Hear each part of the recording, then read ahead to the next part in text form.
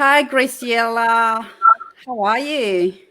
Hi, Martina. How are you? Thank you for having me today with you here. Thank you so much for giving me this huge opportunity. Yes, and thank you for you being here. So I just wanted to introduce you. So your name is Gracia. Is that Michelle or Michael? My name is Graciela, and Yes, Michelle. Ramon Michel is my surname. Yes, yes, and you run a fantastic coaching business called Graceful Coaching. Yes, correct. And I can see that Gina is here. Thank you, Gina, for being here. So do you want to introduce yourself and maybe introduce your son? So our talk today is about our autistic children. You have one, I have one. And we shared our experience to each other. And we've talked, I think originally I met you in one of our trainings with the Coaching Institute, where we shared common experience of having an autistic child or a child on the spectrum. And we clicked. I felt like I clicked with you. Yes. So a week ago, we kind of chatted again a week ago. And I thought it was important for us to be here today live to bring, because April is Autism Awareness Month. And the 2nd of April was World Autism Awareness Day. And I think because we're in the month of April, I thought it would be important to bring our experiences to the world and to the people who's listening to us. So do you want to introduce your son to us maybe? Yes. Well, I am Graciela. I run Graceful Coaching. My business is called Graceful Coaching. And I am very passionate about helping mothers with special needs children to heal, reclaim, and reconnect to themselves. My son is Martin. He's very severe. He's severely autistic. He's 39 years old. So I have gone through so many challenges, and today as well, being a mother of a child on the spectrum, you go through so many challenges, every year, and specifically in the younger age, until they are adults. So I blend my coaching experience, my experience in life, living as a mother with Martin, and my coaching certification to help these mothers, to guide and support this mother today. So yes, so 39 years old your son is today, and what would you say was like the start of everything? When did you realize there was something to it, something to him? Yes, he was my first child. So when he was 1 year old, I realized there is something that is wrong with him. And everyone said to me, don't worry, he will be okay. You are too into him, he's going to be okay. But I knew that something was wrong with him. So I started to go to doctors, psychiatry, neurology, psychology, everyone asking for help, asking for an answer. And nobody was giving me any answer at all. Because your son does not talk, does he? He doesn't use, yeah. By that time, Martin used to say mom and dad. That's it. Then he stopped completely. So he didn't use it. He was um, his toy was a key. We used to give a key him to move all the time because it was the only thing used to keep him entertained. He didn't used to look at us on the eyes. So it was a long journey. Um, by that time, I was going to a therapist, and I begged her um, to start stimulating her colleague. Actually, used to work in an office opposite to her, and I said, please, can you ask your colleague if she can work with Martin and start stimulating Martin? And she didn't want to. In reality, she didn't want to. But I begged so much that she started an early stimulation with Martin when he was 18 months old. But it was a long journey. I continued taking him to any specialist that it was known by then in Argentina, where I come from. And by the age of 4, they gave me the diagnosis. It was a neurology and a psychiatrist. The time they gave me the diagnosis, believe me, it was a big shock, huge. What was his formal diagnosis? Like, what is he diagnosed for? They say to me he's very severe autistic, like that. Okay. Very severe autistic. You have to remember 30, well, if Martin is 39 today, it was 35 years ago. Yeah. Really, it wasn't much known about autism. Yeah. So it was a huge issue. By the time I left the office, the doctor office, I was more autistic than Martin, actually. We walk and walk and walk. I cross avenue, you know. Yeah. We always went. We were run over by a car because I was totally lost. Totally. I think this is where I related a lot to your story, Graciela, is that time where your child get diagnosed. So I have a child as well, my eldest, my first child. His name is Chandler, and he's on the spectrum. He's not severely autistic. He's Asperger's, and he was like your son. He didn't talk very early. He was pointing at things, and I kind of realized he was a bit different, different in terms of timing of talking, timing of walking, and timing of doing things. And not looking at you was a thing as well. He was not actually, and sometimes he wouldn't hear. So I thought he had a hearing problem as well. And when he was diagnosed, like, really, this was like you talk about, like, walking out and not knowing what to do. You know, like the word Asperger's for me didn't mean anything. I didn't know anyone who was Asperger's. I didn't even know the word. I had to actually, the doctor had to explain it to me what that meant. And he's ADHD as well. So he's high functioning Asperger's. So it's kind of, for me, I explain it like his brain works like 100%. Every time it works like, 100%. But what I would say, like, why I related to your story is that moment where they get diagnosed, and we agreed on that, the child gets diagnosed, but and you have to do lots of things, and this, you have to carry on and do everything that the doctor is suggesting, speech therapy and all these. But no one, or I perceived that no one was looking at me, especially the professionals. They don't look at me, the parent.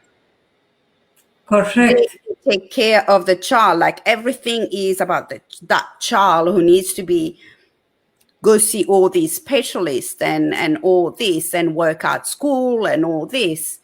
but who looks at that parent? When you say you're walking out and walking not understanding, what was that feeling?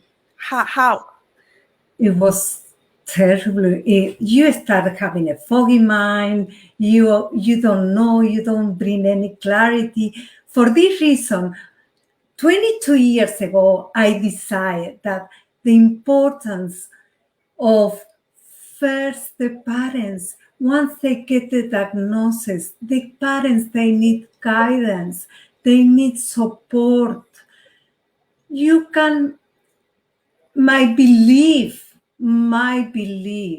if you connect to yourself first, you go through the shame, the guilt, the grieving of the morning of having a healthy child, and now discovering that you will have a life of challenging ahead with your child. It's very hard as a parent to receive that, that news. So the importance to go back to the parents and to start treating first the parents. First, number one, the parents. Because helping the parents then they can help the child. yes. Without that, what we do, we start being overwhelmed, so stressed, we are running, we are guilty, we never is enough, never is enough. We feel lost. We start burning ourselves out because we give, and we don't have time for ourselves to go through our emotions. So it's what I know the importance now, how important is the parents to be looked after first, number one. When the parents are looking after, they can give the best to their children. Because I find we do get lost in that whole picture, not because of anything wrong, but I think it's because professionals and doctors, they really want us to kind of focus on the child and do it as quickly as possible to get them to a good place as quickly as possible. But I felt personally, because Chandler then, as he was growing up, like, could talk, and if you look at him physically, he doesn't look autistic. But he is, when you start talking to him, you'll know once you start talking to him. I find, like, everything that I carried for all these years, like, all the guilt, all the shame, all the is that can you relate to that, Graciela? Absolutely. And we don't acknowledge those emotions that we have because it's all about doing, taking him to the therapy or her, taking to all of the activity. And we don't design our own life according to our own needs. And that is important. Bring clarity to the parents. What do they need? What do they need from now? Once the parents, they can connect through all of those emotions that like the shame, the guilt, I start to be a victim. Why me? Why my child? What I need to go through this? Oh, poor me. And it was real. It was poor me. But that wasn't helping me. That wasn't it wasn't helping Martin. It wasn't helping then Federico, his brother. That mom wasn't helping them. Yeah, definitely. See, I can relate to that because I have another child. So you have another child as well, and I have a second child as well. And in the process of all this, we're not only the mother of that one child, we have other children who we need to take care of, and we don't realize in that moment, or in that moment of, oh, I have to do all this for this one child, that it affects not only your marriage, but it affects the other child and the family as a whole. Absolutely. Well, to tell the truth, we went through so much stress, and my other son, Federico, really, he went through so much with me, being lost, be confused, being stressed, being all overwhelmed all the time, anxious all the time, because I got divorced when Federico was 1 year old and Martin 2.5. So I raised Martin and Federico as a single mom, and really it was all of the stress that Federico was going through. He, at the age of 8, started to lose his hair because of the stress. So not only I was having Martin with his problem, I was creating another problem for Federico as well, because I wasn't okay with myself. I wasn't supported. I needed so much support. And this is very important. And I needed to acknowledge all my emotion. And the importance of acknowledging your emotion and creating the space for yourself. Once I started to understand that, everything started to shift in myself. You know where I used to create my space? It was in the toilet, because it was the only place that I was able to go, and no one used to bother me. So I used to go and create this space for 5 or 10 minutes. If I needed to cry, to scream, to be angry, to acknowledge all of those emotions, because we cannot live like we are a hero, that we are super women. We are human beings. And having a child on a spectrum is very challenging. It's very hard. So, And one thing we talked about, Graciela, was what happens in the household that we do not bring outside. Like, I know for me, lots of things happen in my household. My emotion, my go-to emotion was anger. I was so screaming because I don't know if I wanted him to hear more. I don't know if I wanted him to. This was my go-to emotions. I didn't know. I didn't know better. my Screaming was my number one. my language was screaming, Yeah. because we scream out of help. We need help. We scream because we feel alone. We feel lonely in this journey. We don't feel understood. That we scream. We don't realize that is what we are screaming. When Yeah. we start accepting that our son is going to be challenging for the rest of the life, and start accepting this journey, and start accepting our emotion, and not feel ashamed to be angry, frustrated, don't feel ashamed. Our life starts shifting, and that was the turning point for me. Once I start to see myself with more kindness and more compassion, I start to say to myself, he came to my life for me to continue growing, and I am gifted by having him in my life. Yeah. Yeah.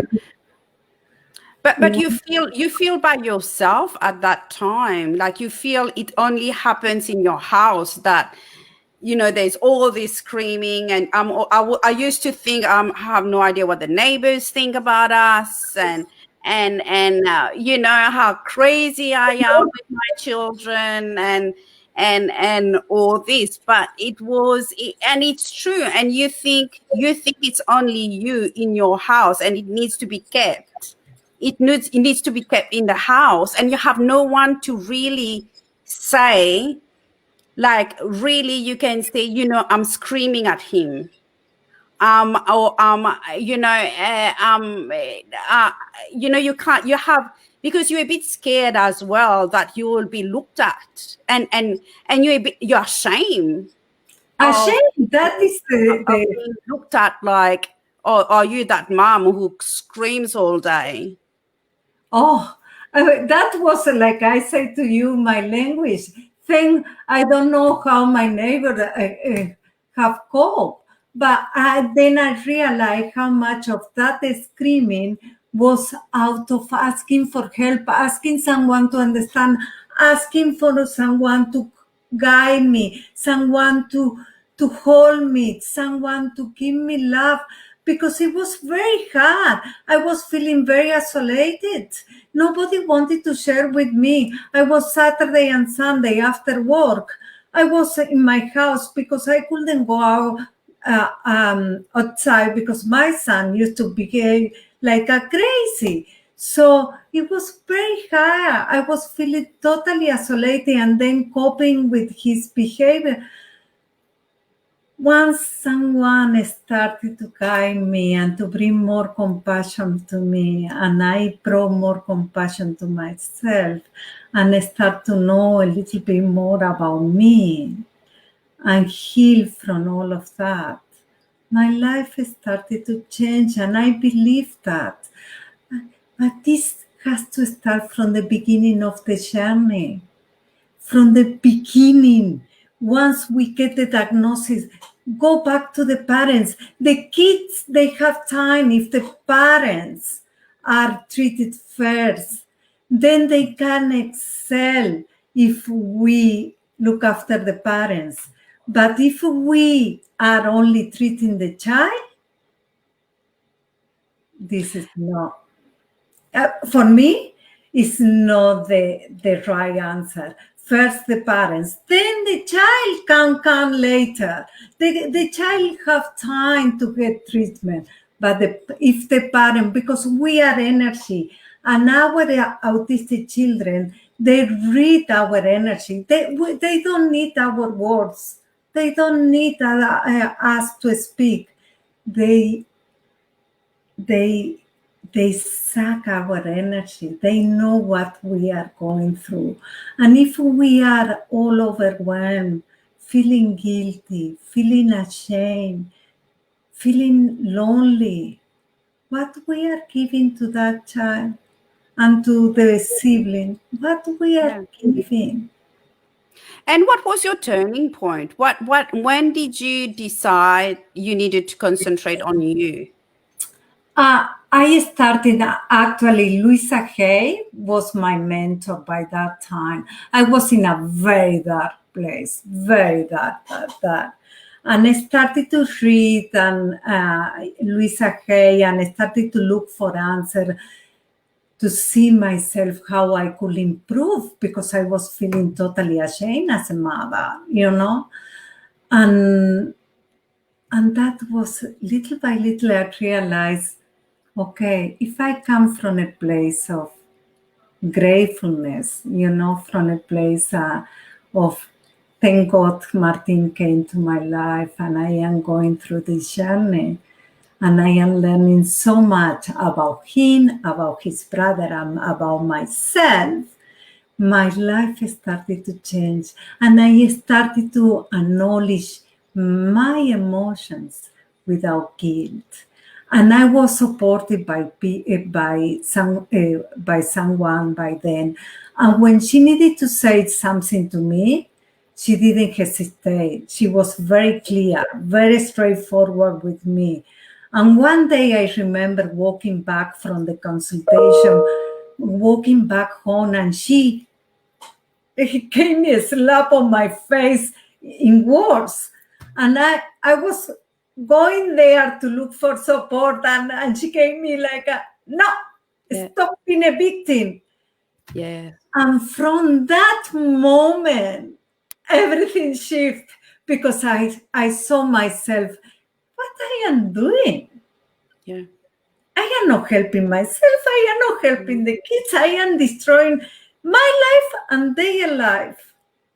Yeah. So, And isn't it amazing when you start working on yourself, how it affects the household? How everything was so high pitched in my household, everything was so up there in my household.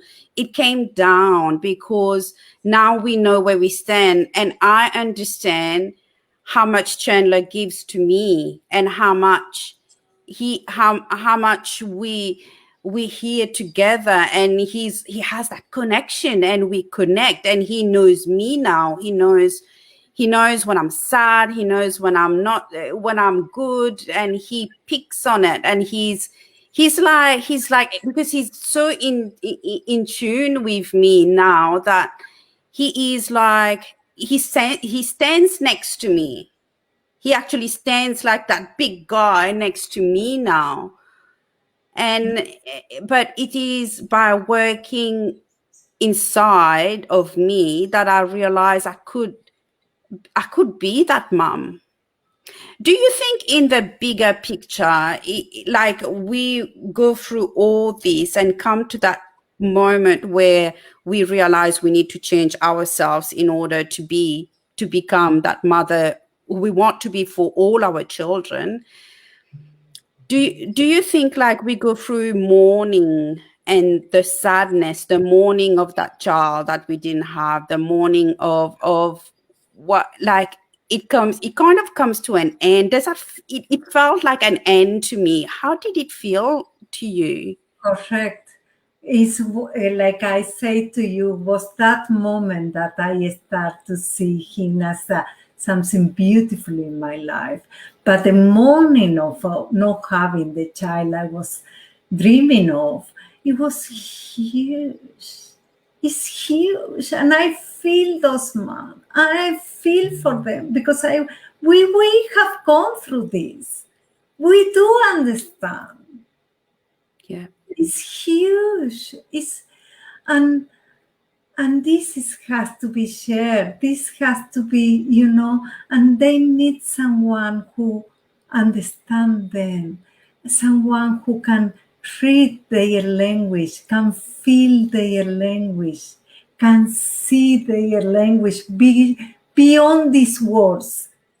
Do you know Yes. what I mean? Yes. Because Yes. look at what you are saying to me. Your son start to be next to you when you start to calm yourself down and you start accepting having this child and accepting your emotion and accepting you as a human being, that we all go through some emotion that we are not proud of, but Yes. accepting them, how different our life start to be. Everyone else shift around us Yeah. because we change and we need to be the change. We need to be the change, not our kids. We need to be the change because our kids, they communicate with us. Not only the kids with a special need, any child in our house, even our husband, through our energy. And we need to start understanding that we don't need so many words. We just need to be the best we can. Yeah. Definitely. Mhm. I love what you shared. We don't have enough time. We could talk about it, Oh, Graciela, for a long, long time. All the experiences we've gone through and all the turnarounds we had to go through, all the, all like for me, like all the shame and all the sadness, all the mourning, but everything positive that they gave us, like all the love that they give us, like it's unconditional. Like he's here for me every day, just like Martin is here for you in their own way, even if they're hidden in their little world. This is them being here. You know what I mean? Like I it's love it. I feel the energy is we are so connected to them. It's so beautiful, I used to say Martin is part of my arm. It's like a part of my body. and Yeah. and that and for this reason we need mom, dad. We need to get better ourselves to give the best to the children. It's us first, it's not the child. Yes. Yes. Because we can give the best to them later on, and to all of the siblings. They suffer in silence. They suffer Yes. in us, in that sadness, in that guilt, in that shame, in that overwhelm, in that screaming, that anxiety. My son Federico suffered so much, Yes. so much. And then Camille came after 21 years. And she one day was crying out of how much I went through. And she didn't live with Martin. So how important are the parents? Copa, seek support, please. First, we need to look after ourselves, and then we will give the best to the children.